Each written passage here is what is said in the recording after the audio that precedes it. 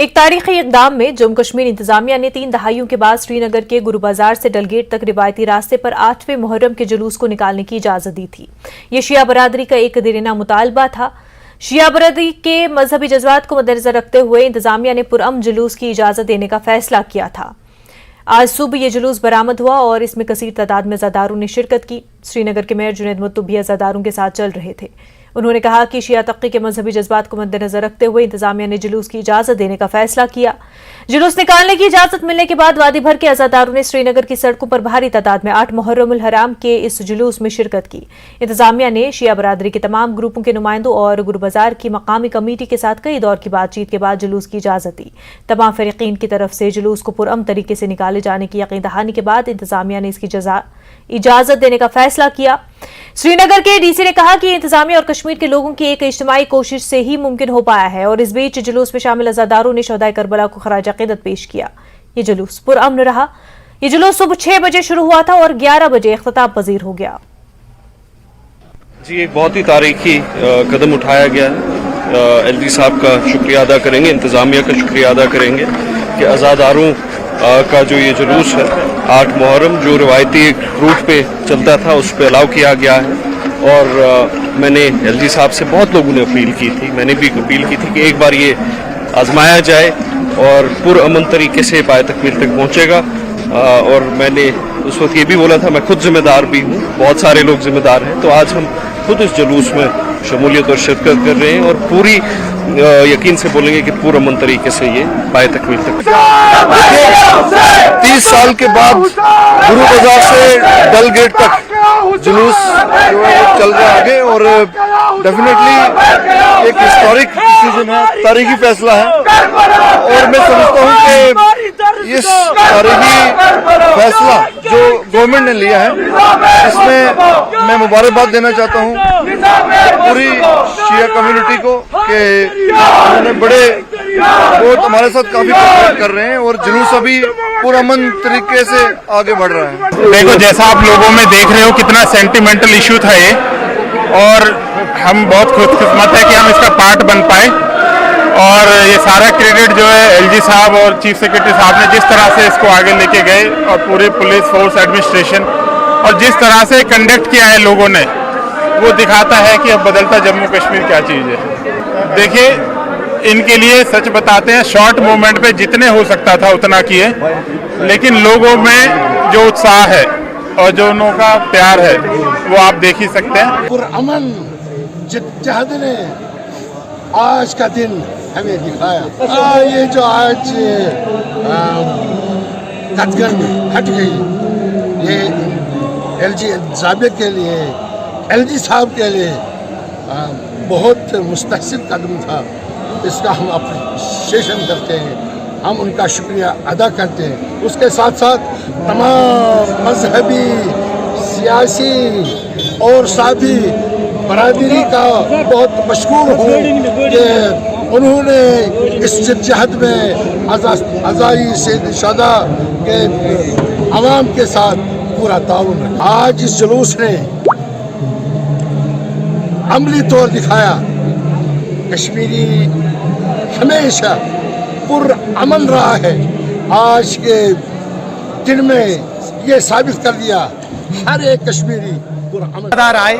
Old traditional root गुरु बाजार से peacefully पुरअमन अपना प्रोसेशन स्टार्ट किया और डलगेट इमाम बाड़ा में आके इख्तिताम पजीर को पहुंचा। इसी उम्मीद के साथ कि आने वाले हर 8 मुहर्रम को हर साल एडमिनिस्ट्रेशन और लोगों के कलेक्टिव एफर्ट से पुरअमन ये प्रोसेशन निकल पाए।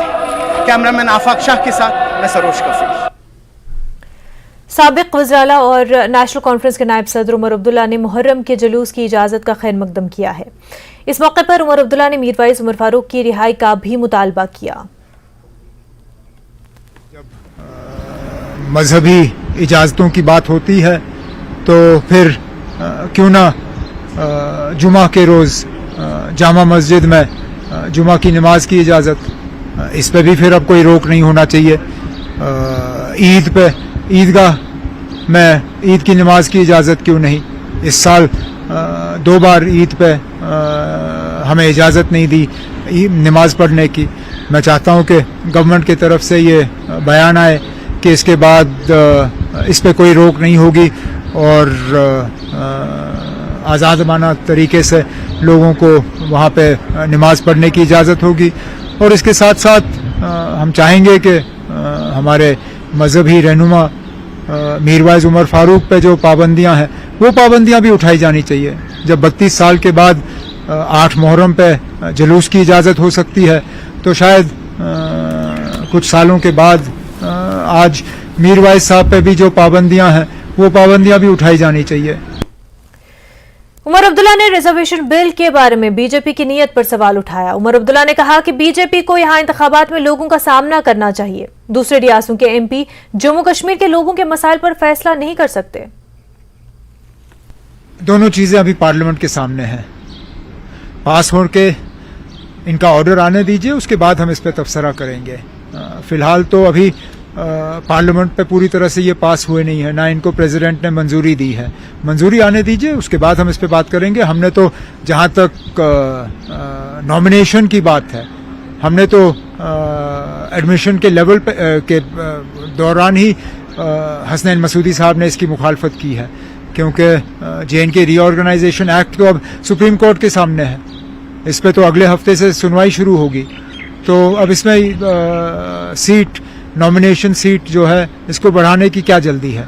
सुप्रीम कोर्ट को अपना फैसला करने दीजिए, उसके बाद हम इस पे बात करेंगे। जहां तक पहाड़ी रिजर्वेशन का सवाल है, हम चाहते हैं कि इसमें जो ऑर्डर आना है वो आ जाए, फिर हम देखते हैं इसमें क्या बात करनी। अगर हमें अपना हक मिलता तो स्टेट लेवल पे ही डिसाइड होता ना। तभी तो हम कह रहे हैं कि आप इलेक्शन कराइए। बीजेपी वाले क्यों इलेक्शन से भाग रहे हैं? ये फैसले जम्मू कश्मीर के असेंबली को करने दीजिए। क्या बीजेपी को कहीं ना कहीं ये लगता है कि असेंबली में उनका कोई रोल नहीं होगा, इसलिए पिछले दरवाजे से ये सब हो रहा है पार्लियामेंट के जरिए? आप जम्मू कश्मीर के फैसले जम्मू कश्मीर के लोगों को करने दीजिए।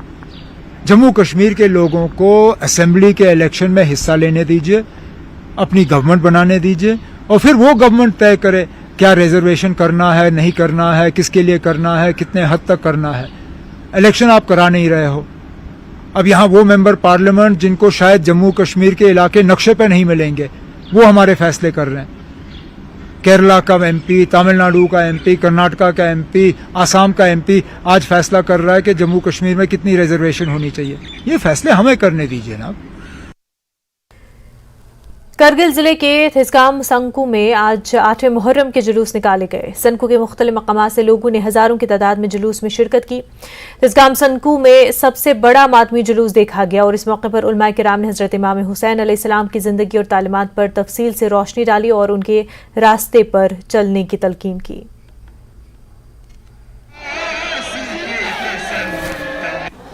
कदीम जमाने 8 मुहर्रम जुलूस अल्लाह के फजल करम से दर सकपा दे जुलूस को 8 मुहर्रम में बरकरार जनाब और ये मजलिस पियानो न कि या खरखोर उनसा शिरकत में बात सांकू ब्लॉक सब डिवीजन या सांकू सब डिवीजन TSG ब्लॉक बरसो ब्लॉक सुरू तमाम ये इलाकों गामिया नुना ये 8 मुहर्रम ये हमरिम जरबत पी जगह का गामा जमसों से ये आज़ादारी हुसैन बर्फा बाजिना सहूलियात माना हर सहूलियात मुहैया से नंगास एडमिनिस्ट्रेशन ला तशक्कुर अरजबत खुश के मेडिकल पे हताइन की बीमो खुराम दरे सकपाई का दुख से ये आज़ादारी उत्खन कुन ला खदमत बेंच दुख से वादोना पेची कुन ला खुश की कछुश फराहम बसतंग।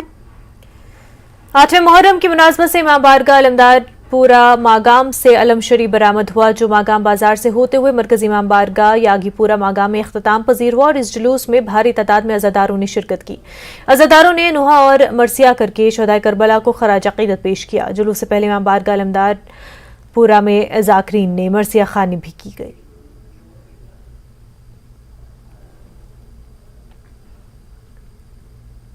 करबला के मैदान में लश्कर हक के अलमदार हजरत अब्बास अलैहिस्सलाम की याद में 8 मुहर्रम को घरों और अज़ाखानों में अलम को सजाया जाता है। हजरत अब्बास ने हजरत इमाम हुसैन के साथ इस कदर वफादारी निभाई जो रहती दुनिया तक एक मिसाल रहेगी, क्योंकि अलमदार करबला हजरत अब्बास ने मैदान करबला में अपना सब कुछ कुर्बान कर दिया, लेकिन इस्लाम के परचम को गिरने नहीं दिया। देखिए खास रिपोर्ट।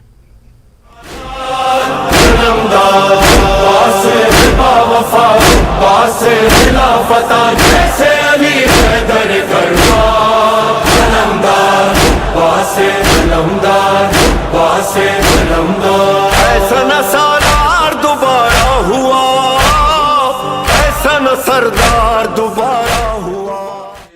ये जो आप आजादारों के हाथों में, हुसैनी जुलूसों में और आजा खानों में अलम देख रहे हैं, ये हुसैनी काफिले की निशानी है। ये उस अलम की याद दिलाता है जो मैदान करबला में हजरत इमाम हुसैन के भाई हजरत अब्बास ने उठाई थी। आज वाक़े करबला को 1400 बरस से ज्यादा का वक्त गुजर चुका है, लेकिन आज भी घरों और अज़ाखानों में अलम को सजाया जाता है। मैदान करबला में हजरत इमाम हुसैन ने हजरत अब्बास को लश्कर हक का अलम बरदार करार दिया था। मैदान करबला में इमाम हुसैन के साथियों की तादाद 72 अफराद पर मुश्तमिल थी और लश्कर यजीदी की तादाद 30,000 से ज्यादा थी।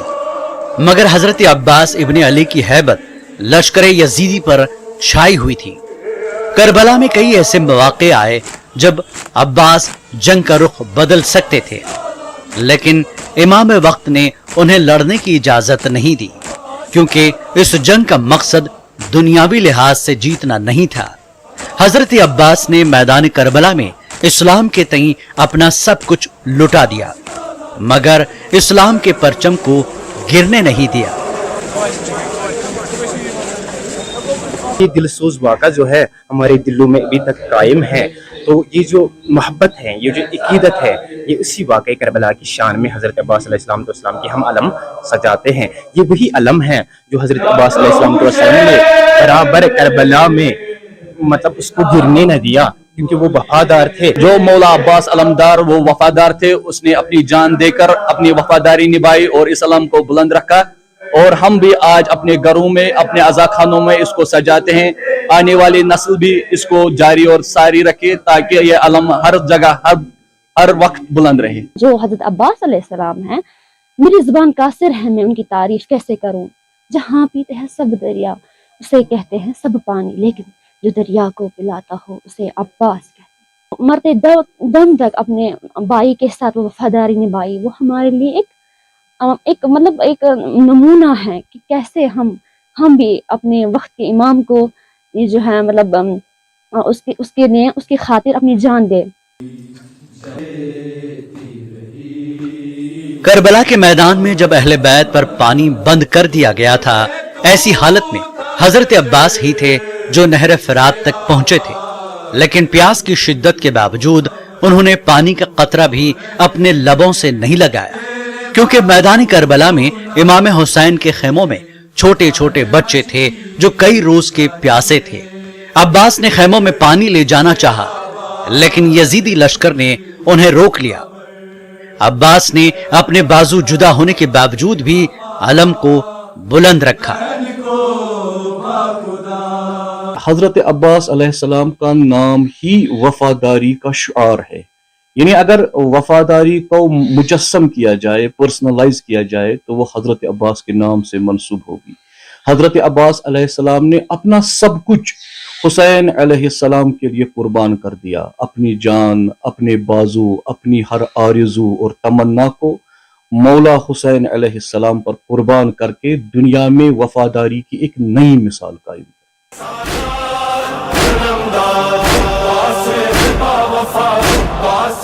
हजरत अब्बास हजरत अली अलैहिस्सलाम के एक ऐसे बहादुर बेटे थे जिनकी तरबियत खुद हजरत अली ने की थी। हजरत अब्बास की बहादुरी के चर्चे पूरे अरब व अजम में मशहूर थे। करबला के मैदान में हजरत अब्बास जब भी निकले तो यजीदी लश्कर का पता था, लेकिन हजरत अब्बास को एक ऐसे मौके पर शहीद किया गया जब वो नहर फरात से मशकीज़ा लेकर खैमों की जानिब रवा दवा थे, क्योंकि उस वक्त हजरत अब्बास का मकसद सिर्फ ये था कि खैमों तक पानी पहुंचे। लेकिन यजीदी लश्कर ने हजरत अब्बास को रोका और उनके दोनों बाजू जुदा किए। हजरत अब्बास ने इसके बावजूद भी अपने दांतों से मशकीज़ा लिया और आगे बढ़े, मगर यजीदी लश्कर ने मशकीज़े को ही तोड़ दिया और मशकीज़ा से पानी गिरते ही अब्बास भी टूट गए। आज भी आलम इस्लाम हजरत अब्बास की वफादारी और शुजाअत को याद करता है। क़यामत तक के लिए वो मिसाल बनी और उम्मत मुस्लिमा में इस ईसार को हमेशा इस मिसाल को हमेशा ज़िंदा रखा जाएगा। और जो वफ़ा उन्होंने अपने वक्त के इमाम के साथ की, जो विरसे में जनाब अमीरुल मोमिनीन अलैहिस्सलाम से उन्हें मिली थी, जो वफ़ा जनाब अमीरुल मोमिनीन अलैहिस्सलाम ने हुज़ूर अक़दस सल्लल्लाहु अलैहि वसल्लम की हुज़ूर में की थी। तारीख़ ये है कि बहुत से ग़ज़वों में, जहाद में अमीरुल मोमिनीन अलैहिस्सलाम हुज़ूर के अलमबरदार थे। हज़रत हमज़ा इस शरफ़ के हामिल थे, हज़रत जाफ़र तैयार शरफ़ के हामिल थे। तो वही विरसा जो है जनाब अबुल फ़ज़ल अब्बास अलैहिस्सलाम को मिला। वाज़ेह कि हज़रत अब्बास को ये अलम विरसे में मिली थी। ये इस्लाम की वही अलम है जिसको रसूल सल्लल्लाहु अलैहि वसल्लम ने हज़रत हमज़ा और हज़रत अली के हाथों में दी थी। यही अलम इमाम हुसैन के काफिले के साथ करबला पहुंचे। हज़रत अब्बास अपनी बहादुरी और शेरदिली की वजह से बहुत मशहूर हैं। अपने भाई इमाम हुसैन अलैहिस्सलाम के साथ उनकी वफादारी वाक़े करबला के बाद एक ज़रबुल मिसल बन गई। शायर मीर अनीस ने हज़रत अब्बास की बहादुरी का नक्शा कुछ यूं खींचा है। उठे तूफान, चले आंधी, जमीन गर्दिश करे, फिर भी रहे ऊंचा अलम जिसका, उसे अब्बास कहते हैं। न्यूज़ 18 के लिए आबिद हुसैन की report.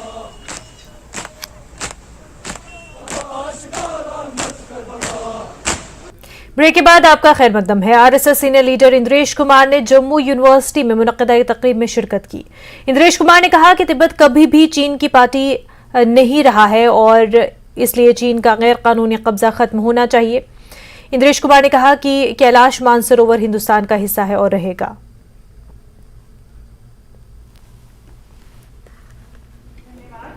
It was, it is, or it should be a free nation. दूसरी बात कि Himalaya, Kailash Mansarovar, it was never a part and parcel of the China. चीन की सीमा, चीनी दीवार, बाकी सब कब्जा है। तो तिब्बत भी चीन की दीवार से बाहर है, कैलाश मानसरोवर भी बाहर है। इसलिए आवश्यक है चीनी ड्रैगन की छाया हिमालय पर नहीं पड़नी चाहिए। कैलाश मानसरोवर भारत का था, फिर से भारत का होना चाहिए। अच्छा है कि चीन अपने विस्तारवाद की नीति को खत्म करे और हरेक के सीमाओं का सम्मान करना सीखे। चीन ने कोरोना नाम का वायरस तैयार किया जनता में त्राही त्राही मचाने के लिए। 80 लाख लोग उसने चीन को छोड़कर दुनिया के खाए। अगर भारत नहीं होता शायद चीनी कोरोना और 150-200 लाख लोगों को भी खा सकता था। चीन मानवता का और शोषण कर रहा था, भारत ने मानवता की रक्षा की। इसलिए भारत की स्वतंत्रता के लिए, रक्षा के लिए और विश्व शांति के लिए तिब्बत को उसका हक मिलना चाहिए और हिमालय वह फ्री फ्रॉम चाइनीज़ होना चाहिए। तभी भारत विश्व शांति का अग्रसर दूत बनकर विश्व को युद्ध मुक्त कर सकेगा। सर, मुस्लिम वक्फ बोर्ड ने एक स्टेटमेंट दिया है जिसमें ये कहा गया है कि जो अहमदी मुस्लिम है वो मुस्लिम कम्युनिटी को बिलोंग नहीं करते हैं, वो मुस्लिम अहमदिया जो मुस्लिम है वो मुस्लिम नहीं है। ऐसा है, it is their internal problem. Bharat में तो जो 72 मुस्लिम सेक्ट हैं सबका सम्मान किया है, सबको स्वीकार किया है, परंतु इस्लाम में ऐसे कई सब सेक्ट हैं जिनको वो काफिर और कुफर करते रहते हैं। हमारा कहना है हिंदुस्तान की 100% पॉपुलेशन बिलीवर है, बिलीफ डिफर्स, इसलिए हिंदुस्तान में कोई काफिर नहीं है। अगर कोई किसी को काफिर मानता है वो काफिर है। करगिल में लापता होने वाली 28 साल खातून की लाश बुध को गिलगित बल्तिस्तान के जिला खरमंग से मिली। खातून की लाश को करगिल नदी से निकाला गया और खरमंग में सुपुर्द खाक किया गया। हुकाम का कहना है कि DNA टेस्टिंग के जरिए खातून की शिनाख्त की तस्दीक होने के बाद दोनों मुल्कों की वजारत खारजा के दरमियान राब्ते के बाद लाश को हिंदुस्तान वापस किया जा सकता है। इसी दौरान खरमंग के रिहायशी कासिम ने बताया कि खातून की नमाज जनाजा अदा कर दी गई और इस्लामी रसूमात के मुताबिक तदफीन की गई। इससे कबल करगिल पुलिस स्टेशन की जानिब से खातून की तस्वीर पर मुश्तमिल एक पैम्फलेट जारी किया गया था। लाश की बाजियाबी के लिए पैम्फलेट गिलगित बल्तिस्तान इंतजामिया को भी भिजवा दिया गया। पैम्फलेट में कहा गया है कि बिल्किस बानो के नाम से शिनाख्त होने वाली खातून का कद 5 फुट था और उसने सुर्ख स्वेटर और सब्ज कपड़े पहने हुए थे। इसमें मजीद कहा गया है कि वो 15 जुलाई को अकचमल में अपने घर से लापता हो गई थी। और आपने शैलेंद्र, आपने प्रश्न किया, एक रिपोर्ट है कि कोई बॉडी मिला था, वो कह रहे हैं कि कारगिल से जो मिसिंग है उन्हीं का बॉडी है। हम इस इशू पे, इस मामले पे हमारी कोई जानकारी है थोड़ी बहुत, पर हम अभी पाकिस्तानी अथॉरिटीज़ के संपर्क में हैं। जब ज़्यादा इंफॉर्मेशन आए तो बताएंगे। अभी हाल ही रिसेंट वो इन्फॉर्मेशन है, आई थिंक कॉन्टैक्ट हमारे हाई कमीशन या यहाँ पे पाकिस्तानी अथॉरिटी से हम बात कर रहे हैं और डिटेल संज्ञान करने की कोशिश कर रहे हैं। करगिल की लापता खातून से मुतल्लिक न्यूज़ 18 के एक सवाल के जवाब में वजारत खारजा ने कहा कि हुकूमत इस मामले में पाकिस्तानी हुकाम से राब्ते में है। वजारत खारजा के तर्जुमान ए बागची ने ये जानकारी दी। शैलेंद्र, आपने प्रश्न किया, एक रिपोर्ट है कि कोई बॉडी मिला था, वो कह रहे हैं कि कारगिल से जो मिसिंग है उन्हीं का बॉडी है। हम इस इशू पे, इस मामले पे हमारी कोई जानकारी है थोड़ी बहुत, पर हम अभी पाकिस्तानी अथॉरिटीज़ के संपर्क में हैं। जब ज़्यादा इंफॉर्मेशन आए तो बताएंगे। अभी हाल ही रिसेंट वो इन्फॉर्मेशन है, आई थिंक कॉन्टैक्ट हमारे हाई कमीशन या यहाँ पे पाकिस्तानी अथॉरिटी से हम बात कर रहे हैं और डिटेल संज्ञान करने की कोशिश कर रहे हैं। अवंतीपुरा में एक नौजवान की करंट लगने से मौत हो गई, जबकि एक और शख्स उसमें जख्मी हुआ। मुतवफ़ी की शिनाख्त मुनीब यूसुफ के तौर पर की गई। बताया जा रहा है कि मुनीब एक और शख्स अब्दुल रशीद के साथ बिल्डोजर पर जा रहे थे और इसी दौरान उनका बिल्डोजर ट्रांसमिशन लाइन की जद में आ गया। लोगों ने महकमे बिजली के खिलाफ सख्त नाराजगी का इजहार करते हुए कहा कि जहां पर यह हादसा पेश आया वहां हाई टेंशन तारे जमीन के काफी नजदीक है।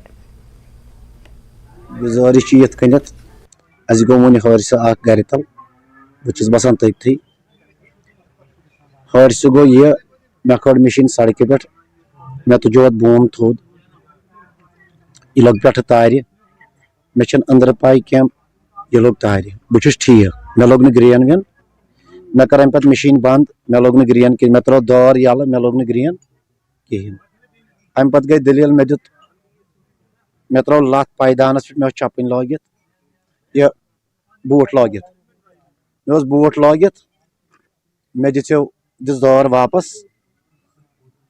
तो अम दिस बह दौरित पत्थर ये बह पत्थर दिस दौरित जनाब मोहतरमो ये बह पत्थर पेवस मे लग खोर अत JCB अम रटस बह अपरी मे दोप मे मारुन अत पावर वारिया मे पोर कलमा ये मे कलमा पोर बुलंद आवाज मज यह बोज यम मेन बेंथर बह सड़क यपार यम पन्नस आंगनस मज सड़क अपार सड़क योत मंजबाग ये कलम आवाज यमो बूज यह आव यह बेंथर में मगर यीचान कर अमिस दिमागन कम अम कर मे थप कहें मगर अतन कर अतन करनस न कम कि अम दिस JCB थप ये जन पावर ये थप दिच अत JCB यह पे पत्थर मगर बह यल गोमुत युथ मे कलम मोकलो पढ़ित बह गोस यल अम बोज यह आवाज यह दवान दवान अम मसराया दौर यह त्राया बोम पत्थर अम पे गई दलील ये पावरस अतन लोग मे कोर अमिस टच कि मे ओन बेल मे फुटरो शीशे लिवरस दित मे इत बेल सत बोम वोत बोन स्कूल गवर्नमेंट स्कूल अत लकड़ बच्चे 7वीं तान स्कूल अत पोल तीत्या डाउन अगर पोलस कर थप अत अड़न जान पोलन सत तार लगित टोटली ना पावर डिपार्टमेंट अत मतलब कहीं करान। दफा 370 के खात्मे की हिमायत में यूथ फॉर पन कश्मीर की जानिब से सुप्रीम कोर्ट में दरखास्त दायर की गई। न्यूज़ 18 से बात करते हुए दरखास्त गुजारों के वकील सिद्धांत आचार्य ने कहा कि हमने मुदाखलत की दरखास्त दायर की है और दरखास्त के जरिए दफा 370 को हटाने की हिमायत की है। कश्मीरी पंडित अर्जी गुजार विठल चौधरी और वीरेंद्र कौल का कहना है कि दफा 370 की वजह से जम्मू कश्मीर में कश्मीरी पंडितों का कत्ले आम हुआ और उन्हें भागना पड़ा। दफा 370 को हटाना जम्मू कश्मीर और मुल्क के हक में था। जम्मू कश्मीर से 5 अगस्त 2019 को धारा 370 का हटाया जाना क्या संवैधानिक था या वो गलत था। इस बात को लेकर सुनवाई 2 अगस्त से सुप्रीम कोर्ट में शुरू होने वाली है, लेकिन उससे पहले कश्मीरी पंडितों ने अपनी तरफ से एक याचिका दाखिल की है। इसको हस्तक्षेप याचिका कह सकते हैं। ज्यादा बातचीत के लिए हमारे साथ सिद्धार्थ आचार्य जी मौजूद हैं। वकील साहब, क्या याचिका है और क्या गुहार है? जी, याचिका जो है वो बहुत ही सिंपल है। आर्टिकल 370 का जो एब्रोगेशन हुआ है उसको चैलेंज किया है कश्मीर के मेजॉरिटी कम्युनिटी ने वहाँ पे, और बहुत ही सारे जो है आईएज हैं इसके अंदर already moved.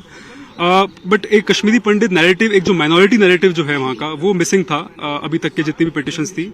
And honourable supreme court ने 11 जुलाई 2023 को जब इन मामले की शुरुआत हुई थी तब ये कहा था कि 27 जुलाई तक हम लोग एंटरटेन करेंगे जितने भी और रिप्रेजेंटेशंस या इंटरवीनर एप्लीकेशन या फॉर दैट मैटर कोई इम्प्लीमेंट एप्लीकेशन फाइल करना चाहता है। तो उसके मद्देनजर हमने 370 को लेके हमारे क्या क्या इशूज हैं, how 370 was enabled the mass exodus and genocide of Kashmiri pandits since the Inception, उसको हमने रेज किया है। और प्रेयर जो हमारी है वो हमने गुहार की है सुप्रीम कोर्ट से कि इस फैक्ट को एक्नॉलेज किया जाए कि Kashmiri Pandit community was the biggest victim of 370 and a constitutional fraud was played on the country।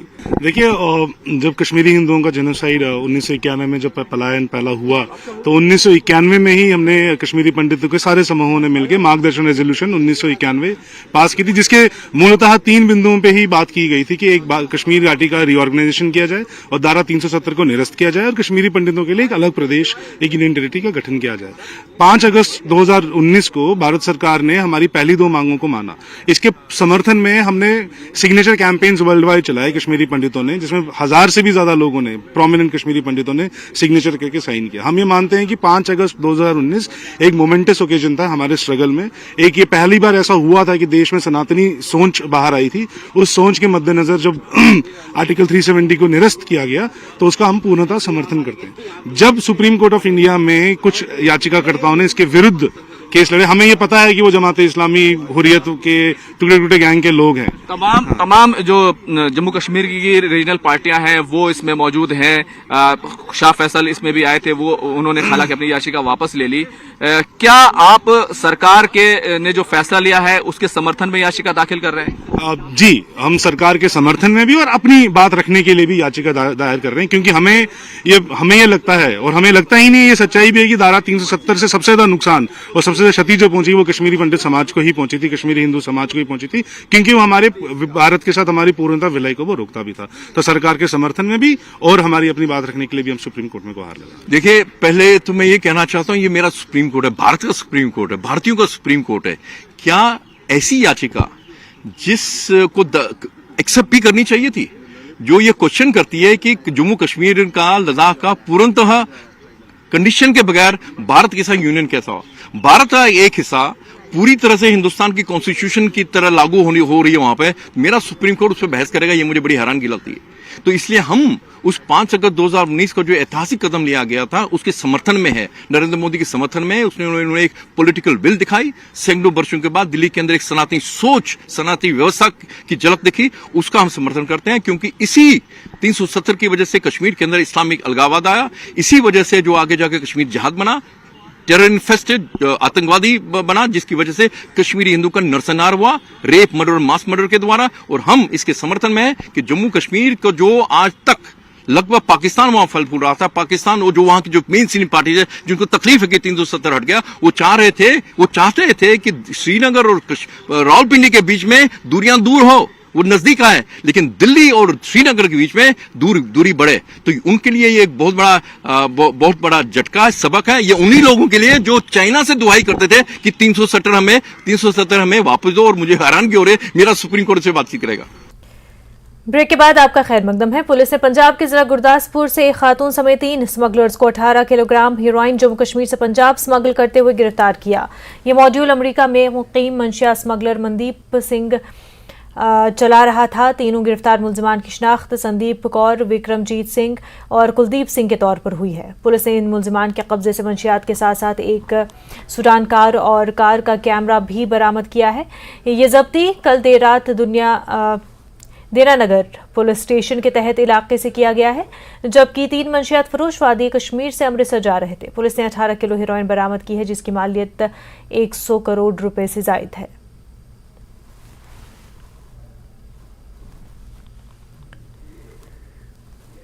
Jammu Kashmir हुकूमत ने दीगर मरकजी महकमों के साथ मिलकर श्रीनगर एक्सपोर्ट हब के नाम से एक प्रोजेक्ट शुरू किया है ताकि मंडी तक रसाई फराहम की जा सके और बैनुल-अक़वामी मंडी में कश्मीरी मसनूआत के मुनाफे में इजाफा किया जा सके। ज़िला तरक्याती कमिश्नर श्रीनगर का कहना है कि डिस्ट्रिक्ट एक्सपोर्ट सेंटर प्रोग्राम के तहत श्रीनगर एक्सपोर्ट हब कश्मीर की मसनूआत की बरामद के लिए एक अहम मरकज़ होगा।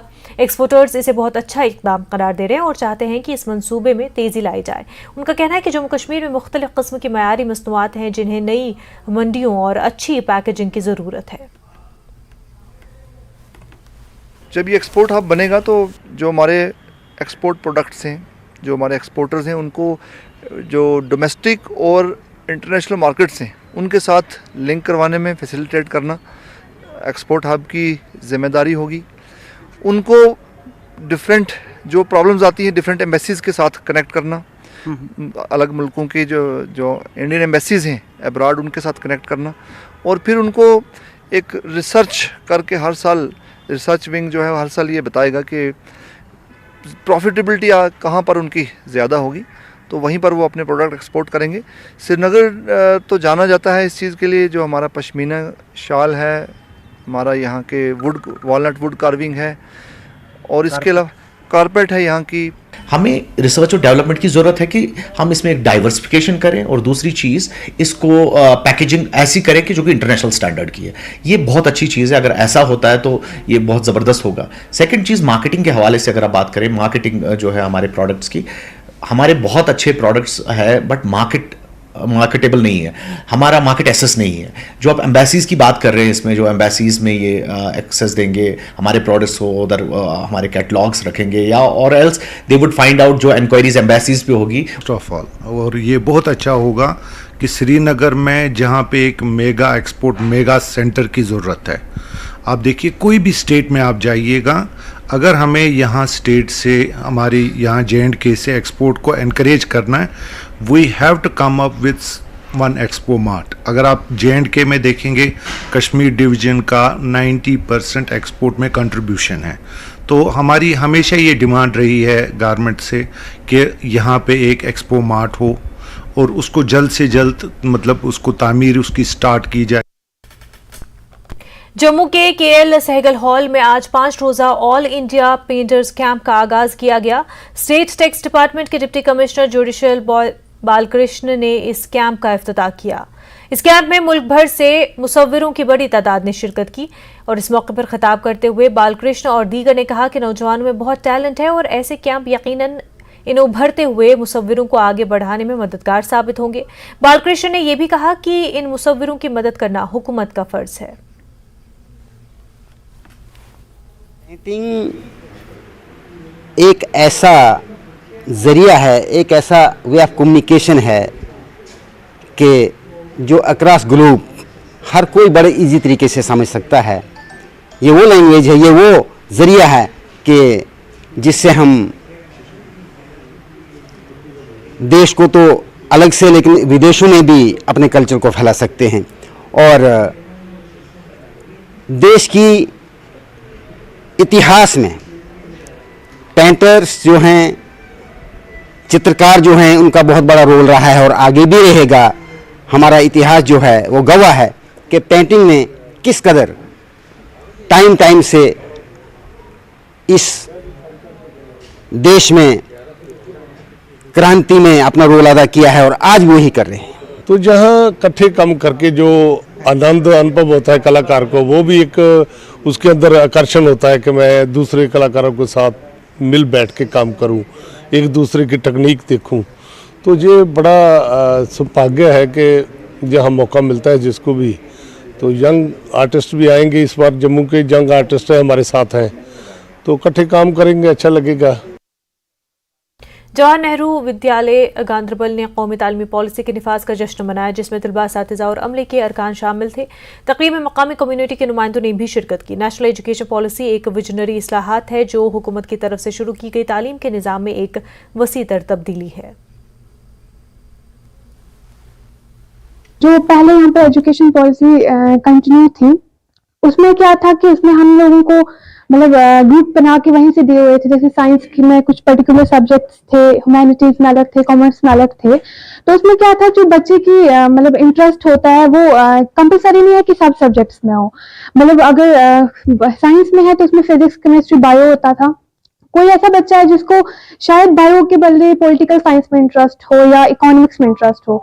जो हमारी नेशनल एजुकेशन पॉलिसी है, इसमें क्या है कि इसमें हम कोई भी सब्जेक्ट चूज कर सकते हैं, हम कंबाइंड सब्जेक्ट पढ़ सकते हैं। तो इससे क्या होगा, अगर हम जिनमें हमारा इंटरेस्ट है हम सिर्फ वही सब्जेक्ट पढ़ेंगे तो इससे आई थिंक कि कंट्री की डेवलपमेंट ज्यादा होगी और मतलब हर एक फील्ड में, टेक्नोलॉजी में, हर एक चीज में हम ग्रो कर पाएंगे। दूसरी, इन्होंने आंगनबाड़ी शिक्षा को भी इसमें शामिल कर लिया गया है। नहीं तो आंगनबाड़ी में केवल यही था कि बच्चे का खाना पीना और खेलने तक सीमित था, लेकिन इन्होंने उसको भी शिक्षा के अंदर सम्मिलित किया है। तो ये एक बहुत अच्छा इनका कदम है। नेशनल एजुकेशन पॉलिसी के जो 3 वर्ष पूरे होने जा रहे हैं, इसको बड़ा धूमधाम से मनाया जाए और पूरे भारतवर्ष में नवोदय विद्यालय नहीं, केंद्रीय विद्यालय और दूसरे सीबीएसई से एफिलेटेड जितने विद्यालय हैं, सभी में ये इस तरह के प्रोग्राम किए जा रहे हैं। सरकार की ओर से एक बहुत ही अच्छा कदम है। जम्मू कश्मीर इंतजामिया यूटी की शहरी आबादी बिलखसूस श्रीनगर और जम्मू की रिहायशी ज़रूरियात को पूरा करने के लिए एक जामिया पॉलिसी तैयार करने जा रही है। Chief secretary doctor Arun Kumar Mehta ने housing and urban development department के अफसरान के साथ मीटिंग के दौरान उन्हें हिदायत दी कि वो जम्मू और श्रीनगर के शहरी इलाकों में रहने वाले गरीब और बेघर लोगों की रिहाइश की ज़रूरियात को पूरा करने के लिए एक पॉलिसी बनाए। एलजी इंतजामिया का ख्याल है कि चूंकि शहरी इलाकों की आबादी तेजी से बढ़ रही है, इसलिए शहरों में मकानात की मांग में नुमाया इजाफा हो रहा है। इसलिए मुतल्लिका महकमे की जानिब से शहरी नज़्म नस्क के इस पहलू को नज़र में रखना ज़रूरी है। हुकूमत का ख्याल है कि शहरों में मकानात के गैर मनसूबाबंद तामीर से पहले ही सिकुड़ते हुए ज़मीनी वसाइल पर बहुत ज़्यादा दबाव डाल रही है। इसके पेश नज़र महकमे हाउसिंग की इजाफी जिम्मेदारी है कि वो शहरी इलाकों में लोगों को सस्ते और मनसूबाबंद मकानात फराहम करे। इन दोनों शहरों में रहने वाले लोगों ने एलजी इंतजामिया से के मज़कूरा इक़दाम का खैर मकदम किया है। जो लोग थे उनके जो साइड प्लान अप्रूव नहीं थे, फिर उसमें संशोधन किया गया और एक फॉर्म भराया गया कि अगर आपके पास 2.5 मरले तक ज़मीन है तो आपको ये फैसिलिटी मिलेगी। और काफ़ी लोगों को उसके तहत मकान बनाने के लिए सब्सिडी मिली। बेसिकली वो सब्सिडी है, क्योंकि 1,67,000 में मकान नहीं बनता है, तो लेकिन लोग समझते हैं कि उसी में बनाना है, उसमें उन्होंने अपना पैसा भी लगाना होता है और ये वाला अनुदान भी सरकार देती है। और इसी प्रकार से जो मिडिल ग्रुप है उसके लिए भी स्कीम थी, हायर इनकम ग्रुप के लिए भी स्कीम थी, ये बनाई जाती हैं। और साथ में एक कम्युनिटी हाउसिंग की वो भी स्कीम है। और आने वाले दिनों में ये सब चीज़ें लोगों तक पहुँचाई जाएंगी।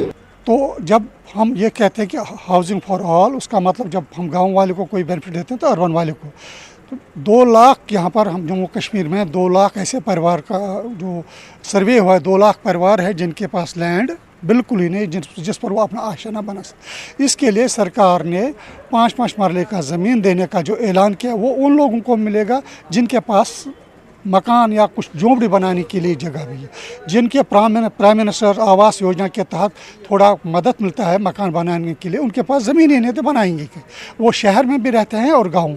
बहुत अच्छी काम है, इस गवर्नमेंट का बहुत अच्छा इनिशिएटिव है, क्योंकि गुर्बत गाँवों में भी होती है, शहरों में भी होती है।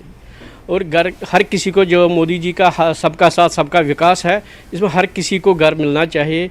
तो इसमें ये जो गवर्नमेंट ने अब लिया है कि हम शहरी इसमें भी उनको भी मकान दे देंगे, अच्छा। ब्रेक के बाद आपका खैर मकदम है। Commissioner Srinagar municipal corporation Athar अमीर खान ने न्यूज़ 18 से बात की। उन्होंने कहा कि आने वाले महीनों में तकरीबन 32 ई बोट्स से दरियाए जहलम और डल झील के मुख्तलिफ रास्तों पर पब्लिक ट्रांसपोर्ट की तरह चलेंगी।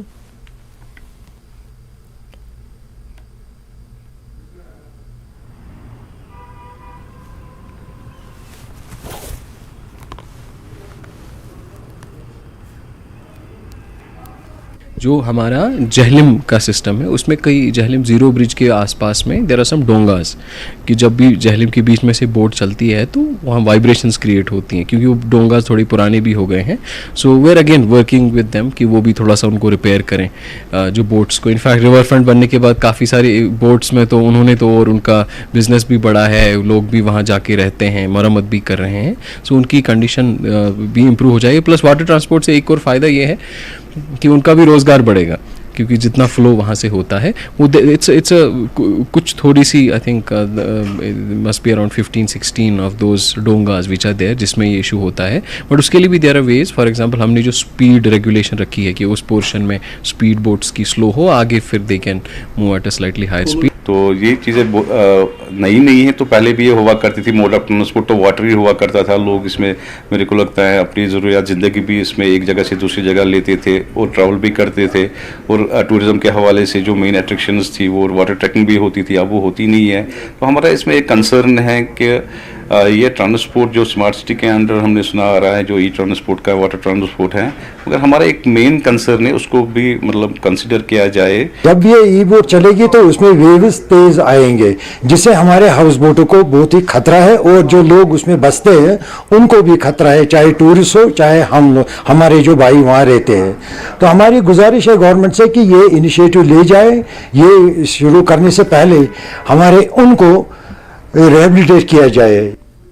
मरकजी हुकूमत की तरफ से पहाड़ी बरादरी को कबायली दर्जा और रिजर्वेशन देने पर पहाड़ी बोलने वालों में खुशी का माहौल है। सुरनकोट के बल्फियाज में पहाड़ी बोलने वालों की जानिब से एक प्रोग्राम का इनेकाद किया गया, जिसमें वज़ीर आज़म नरेंद्र मोदी और वज़ीर दाखिला अमित शाह का शुक्रिया अदा किया गया। के अंदर यहाँ पर पहाड़ी कबीला की एक बहुत बड़ी मीटिंग हुई है, जिसमें तमाम लोगों ने, यहाँ के बल्फियाज के इलाका के तमाम लोगों ने प्राइम मिनिस्टर जनाब नरेंद्र भाई मोदी जी का, अमित शाह जी का, रविंद्र रैना जी का और भारतीय जनता पार्टी की पूरी टीम का इन्होंने शुक्रिया अदा किया है कि जिन्होंने 50 साल पुरानी डिमांड को जो है वो पूरा किया है।